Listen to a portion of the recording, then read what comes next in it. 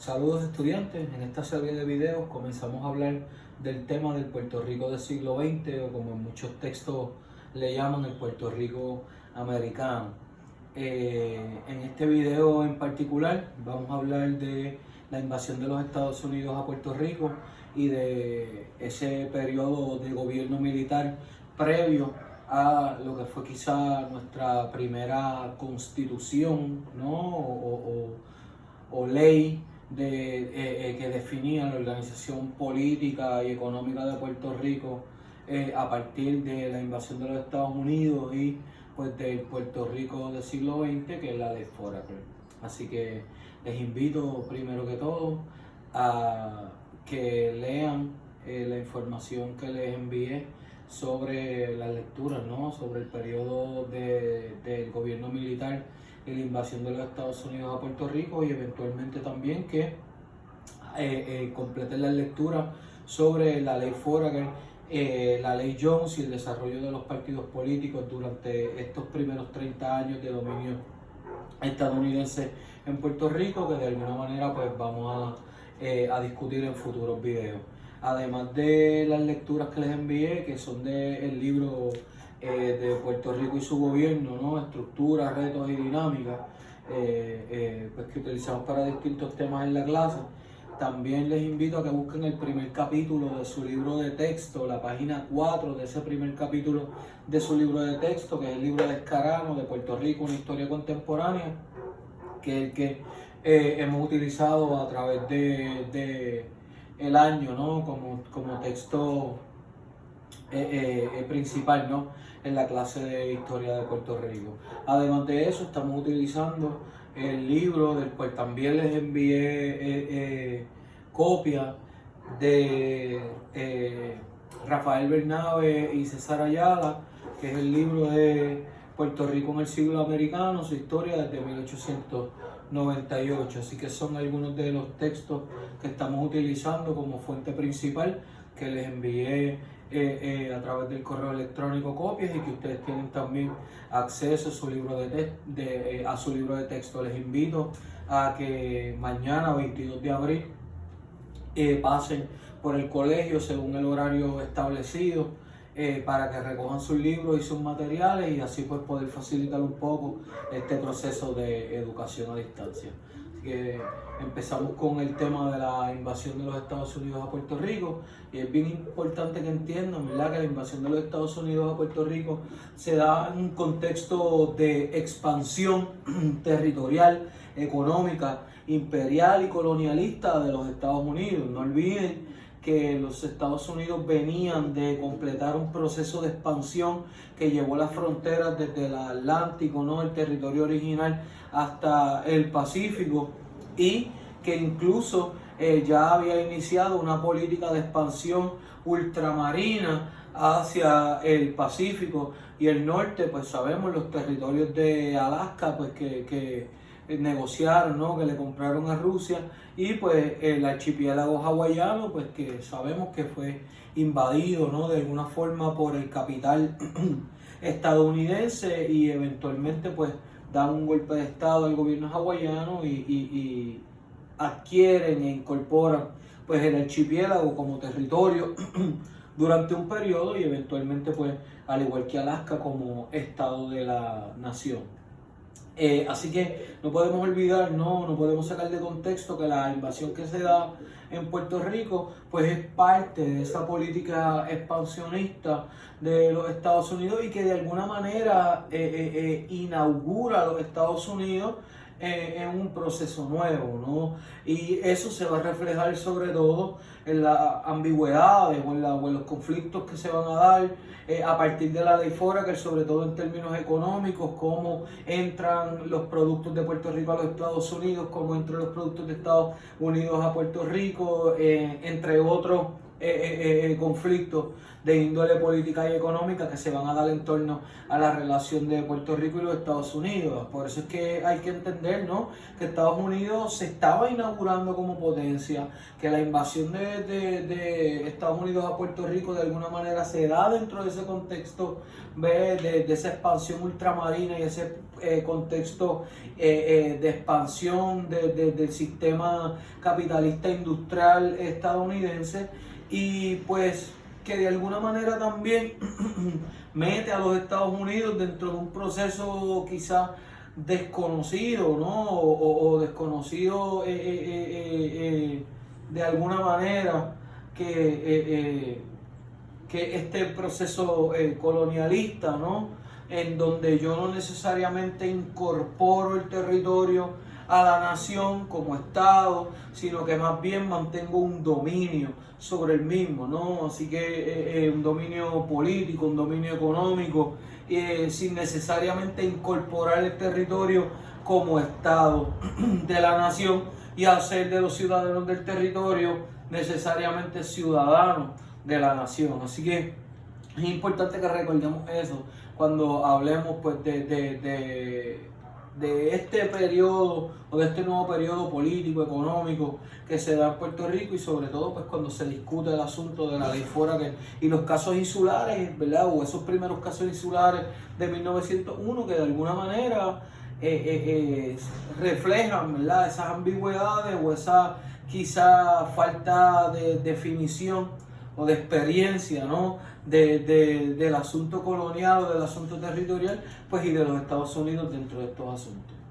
Así que no podemos tampoco olvidar, ¿verdad?, que todo esto surge a partir de la llamada Guerra Hispanoamericana, que se inició en febrero de 1898, sabemos, en Cuba, con la explosión del buque de guerra Maine en las costas cubanas, el buque estadounidense, en donde de alguna manera se aplica la doctrina Monroe, ¿no? Y Estados Unidos interviene en esa guerra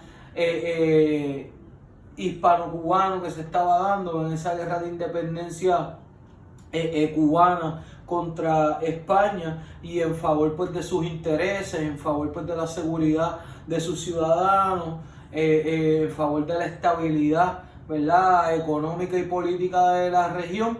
Pues Estados Unidos interviene directamente en dicha guerra, ¿no?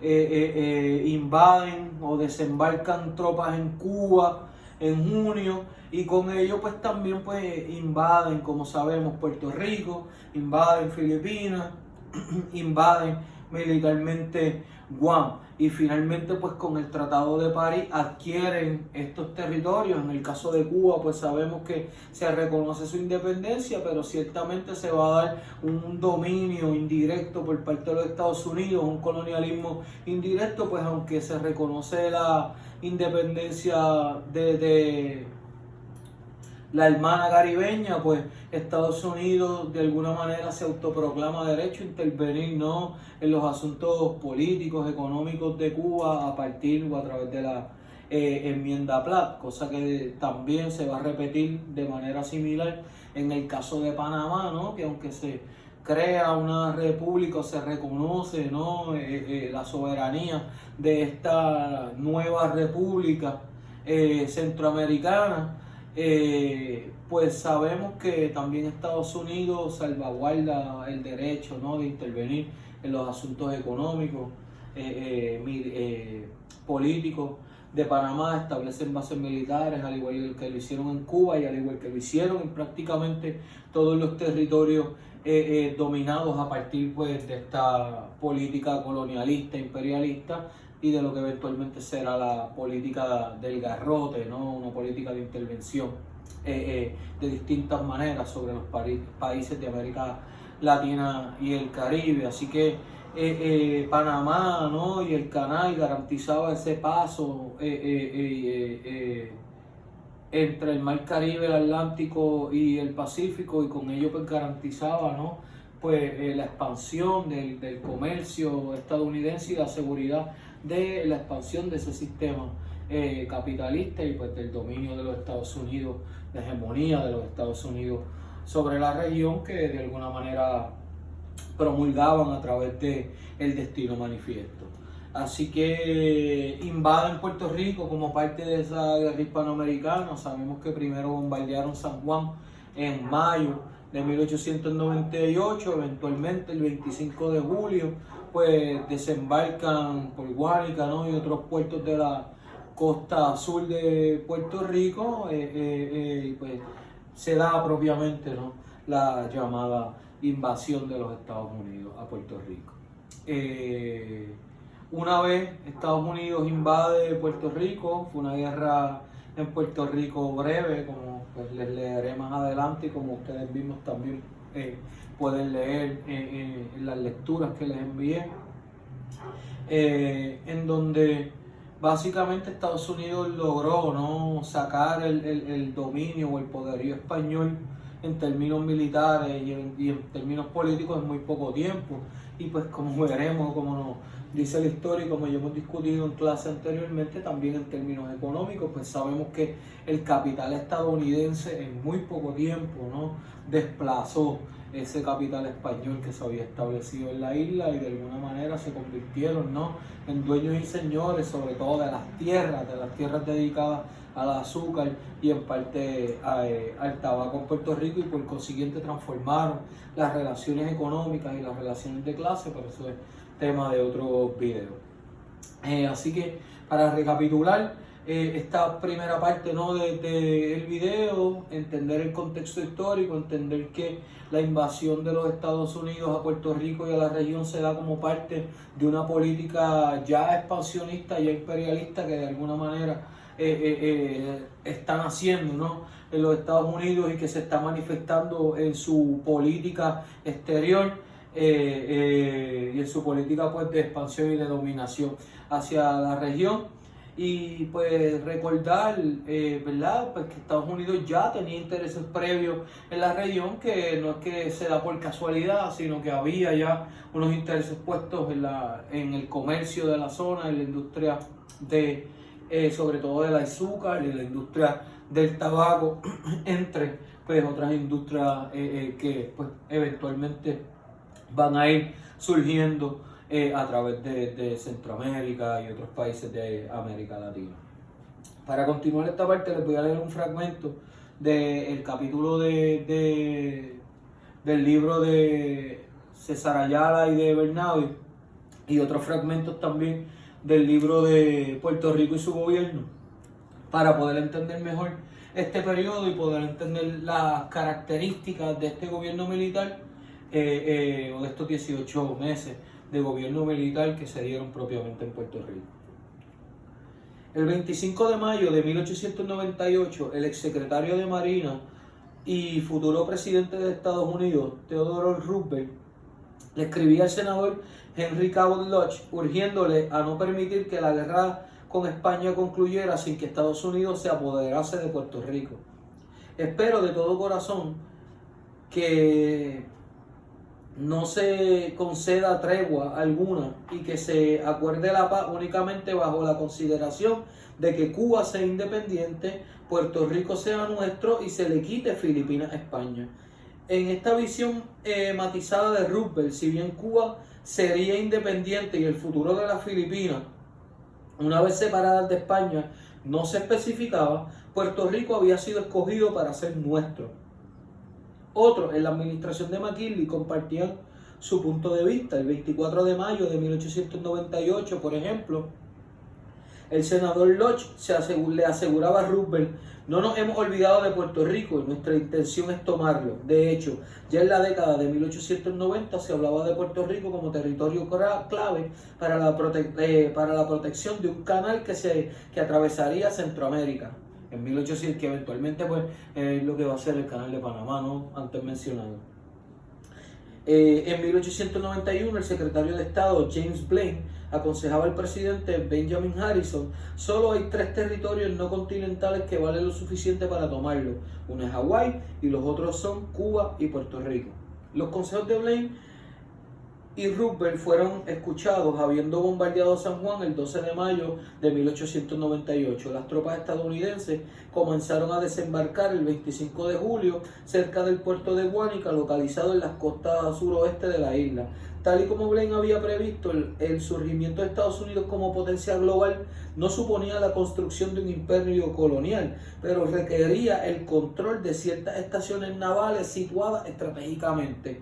En 1898 Puerto Rico fue tomado como uno de esos reductos. Así que la intención inicial de la invasión de Estados Unidos a Puerto Rico y sobre todo de que Estados Unidos tomara poder o control sobre Puerto Rico era una intención militar. Sin embargo, no podemos olvidar lo que ya mencionamos, que existían intereses previos no solamente en el aspecto militar, sino en el aspecto comercial, ¿verdad? En esta red de comercio que se pretende, ¿no? Y que eventualmente se logró establecer a través de toda la región y que pues Panamá resultaba un punto estratégico fundamental para lograr el traspaso de mercancías, de tropas, entre otras cosas a través de la zona. Sino los intereses que estaban puestos, ¿no? En las industrias del azúcar, del tabaco y otras industrias, sobre todo agrícolas, en Puerto Rico, Cuba y otros países, pues, como mencioné, de América Latina y el Caribe. Continúo leyendo por aquí. En Puerto Rico, la campaña militar de 1898 duró 19 días. El armisticio del 12 de agosto puso fin al conflicto mientras los diplomáticos negociaban los términos del Tratado de Paz. Finalmente, el 10 de diciembre de 1898, los representantes de Estados Unidos y España firmaron el Tratado de París, que el Congreso ratificó el 11 de abril de 1899. 5 soldados estadounidenses y 17 soldados españoles murieron en el transcurso de la guerra en la isla. La espléndida guerrita, como la llamó el entonces embajador de Estados Unidos en Londres, John Jay, fue un asunto relativamente leve en Puerto Rico. Así que básicamente Puerto Rico ya estaba tomado, ¿no? España ya había sido dominada en Cuba, las invasiones a Filipinas, sobre todo, y a Puerto Rico también fueron de alguna manera un jaque mate a ese dominio de España en el Caribe, ¿verdad? Y quizá el fin de ese dominio imperial español en la zona y de España, by the way, como potencia, ¿verdad? Durante la época, ¿no? Y en la región. Así que la guerra fue muy fácil, ¿no? De alguna manera para los Estados Unidos. Continúo leyendo. Las tropas estadounidenses no encontraron gran resistencia a medida que avanzaban a través de la isla y hubo muchos indicios de que las nuevas autoridades podrían contar inicialmente con una actitud favorable de casi todos los sectores de la sociedad puertorriqueña. Varios manifiestos firmados por los líderes políticos más prominentes de la isla daban la bienvenida a los representantes de la República Estadounidense, a la que muchos veían desde hacía tiempo como la personificación de los ideales democráticos y progresistas. Algunas partidas locales se unieron a los esfuerzos regulares estadounidenses en la toma de varios pueblos. Otros, organizados en cuadrillas, intentaban acelerar la rendición de los oficiales españoles. Y esto es bien importante recordarlo, ¿no? Porque muchos hablan de que hubo una invitación por parte de los Estados Unidos o por parte de Puerto Rico a la invasión de los a la invasión de ellos a Puerto Rico, ¿no? A la invasión militar. Incluso políticos en Puerto Rico en un momento dado hablaban de que hubo una invitación, y ciertamente no hubo una invitación, no hubo un rechazo total, ¿verdad? Porque sí hubo cierto rechazo al dominio estadounidense, y hubo figuras que desde el principio hablaban de las intenciones colonialistas e imperialistas de los Estados Unidos en Puerto Rico y en la región. Pero la pregunta sería, ¿por qué no hubo una resistencia masiva en Puerto Rico a la invasión?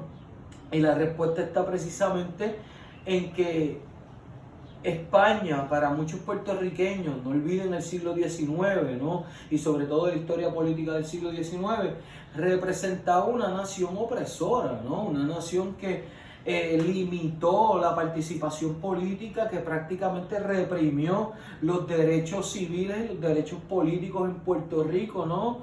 Y que incluso fue una nación que persiguió tenazmente el independentismo o el movimiento separatista e incluso el movimiento reformista y autonomista en Puerto Rico. Así que la experiencia que se había vivido con España no había sido una experiencia, en términos políticos me refiero, del todo positiva. Había una historia de persecución, una historia de represión, no solamente en Puerto Rico, en Cuba, en Santo Domingo y en otros territorios anteriormente dominados por el Imperio Español. Por consiguiente, es natural, ¿verdad?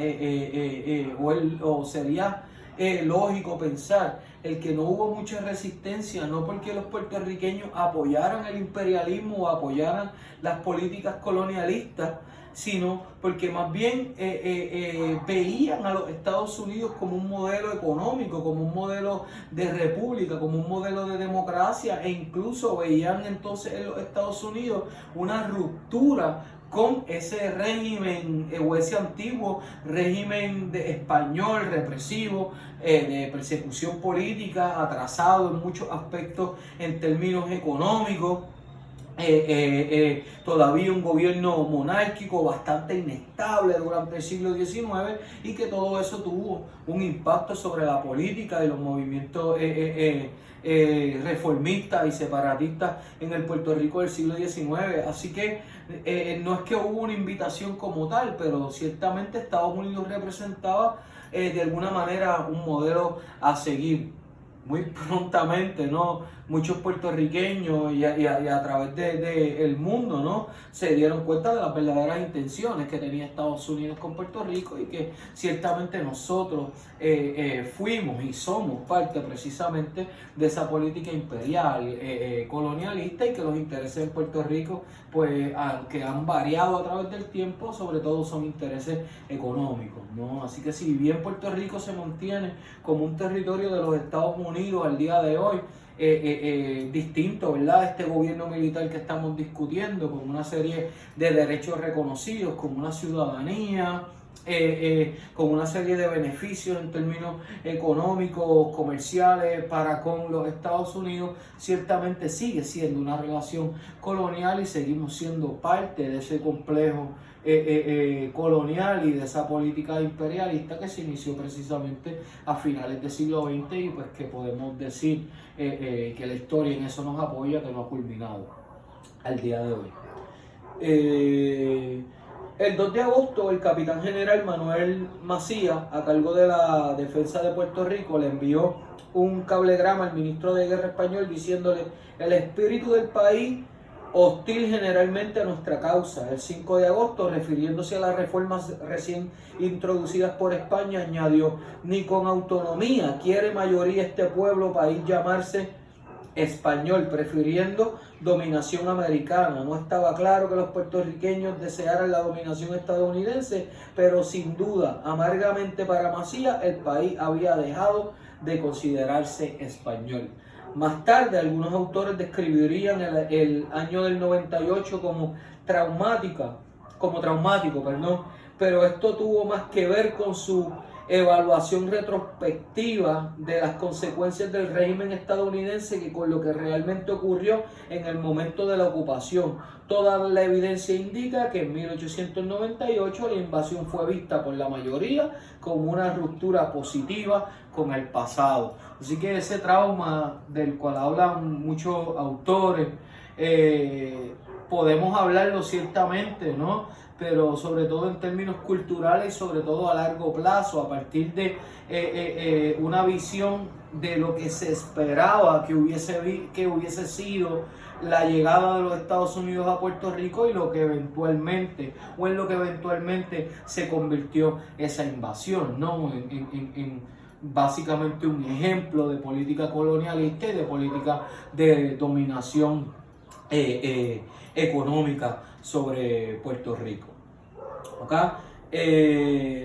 Para finalizar, quiero leerle unos fragmentos, ¿verdad?, del libro antes mencionado, y sobre todo tener en cuenta, ¿verdad?, cuáles son las características, ¿no?, de esa etapa de gobierno colonial para poderlo contrastar con ese periodo que se inicia, ¿no?, de gobierno civil con la llamada Ley Foraker. La política expansionista de Estados Unidos en el siglo XIX, antes de la guerra hispanoamericana, reflejaba una teoría, la de la incorporación como territorio en preparación para la estadidad. Qué ironía, ¿no? En Puerto Rico, en un sector del país lleva más de 100 años esperando, ¿no?, dicha incorporación. Todos los territorios adquiridos multiplicaban su población original y disipaban las fronteras con mira a integrarlos como miembros de la nación americana.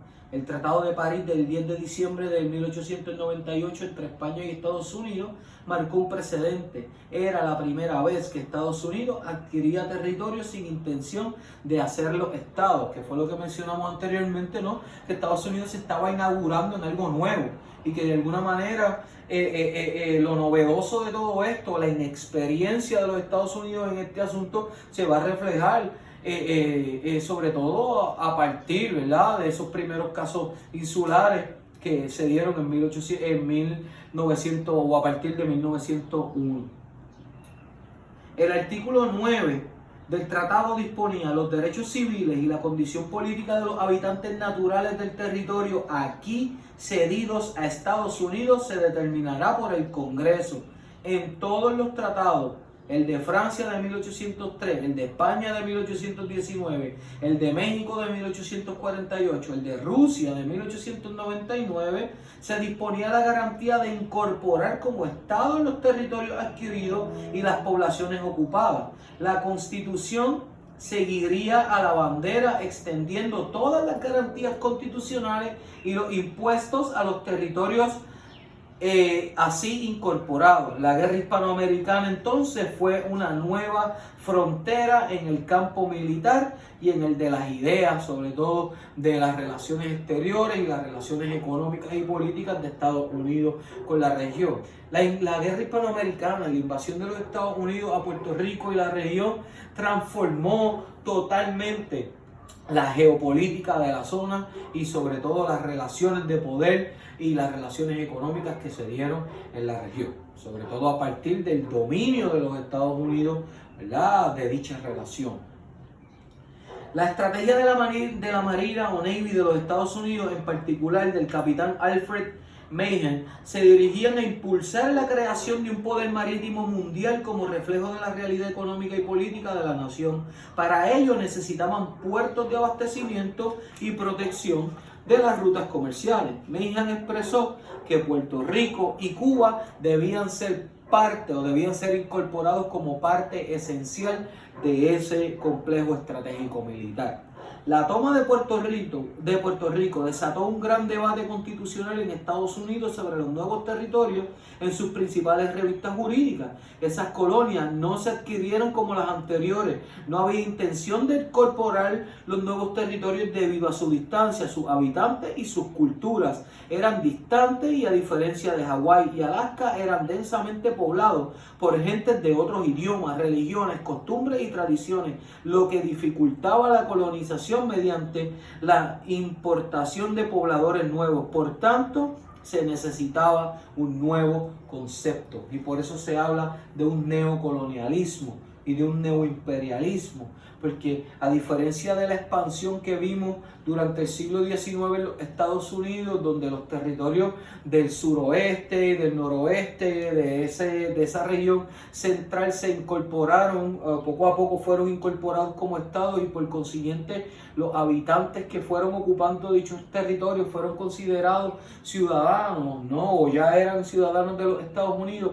Esta nueva realidad, este nuevo colonialismo partía de la premisa de que es una política de dominación, donde yo te voy a dominar, donde yo te voy a hacer mío como territorio, yo voy a hacer mía tu economía, tus aduanas, tus recursos, sin necesariamente incorporarte del todo como Estado o políticamente a la nación, y mucho menos sin darte los mismos derechos que le otorgó a los ciudadanos americanos. Y es la realidad que vivimos en Puerto Rico hasta el día de hoy. Si bien la ley Jones en 1917 nos hace ciudadanos estadounidenses, esa ciudadanía de alguna manera no es igual a la de los ciudadanos en el resto de los estados, en las condiciones de Puerto Rico como territorio no incorporado, como se va a definir eventualmente a partir de esos primeros casos insulares, no son iguales a las condiciones pues de el resto de los estados. Y el último de los casos insulares, ¿no? El caso Sánchez Valle, que estudiamos en clase el semestre pasado, así lo comprueba. Seguimos siendo un territorio no incorporado y el Tribunal Supremo de los Estados Unidos y el Congreso de los Estados Unidos reconoce a Puerto Rico como un territorio y por consiguiente reconoce que no tenemos los mismos derechos que los ciudadanos de los estados y que las leyes o garantías del resto de los estados no necesariamente aplican a Puerto Rico de la misma manera. Cuando Estados Unidos necesitó una idea para justificar su realidad imperial, creó la idea de territorio no incorporado, y cuando maduró la nación del gobierno por el consentimiento de los gobernados, proclamó la independencia de las Filipinas y motivó el gobierno constitucional del ELA para Puerto Rico. Al llegar a Guánica el 25 de julio del 1898, que by the way, el 25 de julio también del 52 es la fecha pues precisamente que se inaugura el ELA, el general Nelson Miles emitió una proclama que invitó a la recepción amistosa por la mayoría de la población. Esta expresaba: no hemos venido a hacer la guerra contra el pueblo de un país que ha estado durante algunos siglos oprimido, sino por el contrario, a traeros protección, no solamente a vosotros, sino también a vuestras propiedades, promoviendo vuestra prosperidad y derramando sobre vosotros las garantías y bendiciones de las instituciones liberales de nuestro gobierno. Evalúen, ¿verdad? Si verdaderamente esa era la intención, o la intención a partir de la invasión de los Estados Unidos a Puerto Rico en el 98 ha sido otra, pues como de alguna manera la historia nos ha probado. ¿Cuáles son algunas de las garantías y de los cambios? Primero que todo, ¿no? De este gobierno colonial, de este gobierno militar, perdón, de estos 2 años. Primero que todo, hay que establecer que básicamente los principios fundamentales y las garantías que se habían obtenido bajo la Carta Autonómica recientemente aprobada, firmada en 1897, quedaron nulas. Así que los esfuerzos de un sector de la clase política puertorriqueña, sobre todo de ese sector autonomista, ¿no? Que de alguna forma vio la Carta Autonómica como su gran logro en términos políticos, pues se desvanecieron, ¿no? Y ese sueño autonomista, quedó hecho trizas, ¿no? Con la invasión de los Estados Unidos, pues ese gobierno autonómico no se logró establecer en Puerto Rico. Y pues con ello, las garantías que de alguna manera garantizaba, valga la redundancia, esa Carta Autonómica, pues se perdieron del todo. Así que se estableció un gobierno militar en Puerto Rico. Hubo 3 gobernadores militares durante esos 18 meses: John Brooke, Guy Henry y George Davis, de los cuales introdujeron, ¿verdad?, 5 medidas según este texto que al día de hoy pues están presentes, ¿no? Así que son quizás algunas de las medidas más importantes de ese gobierno militar. By the way, pues prácticamente se perdió, ¿no?, toda forma de democracia en Puerto Rico.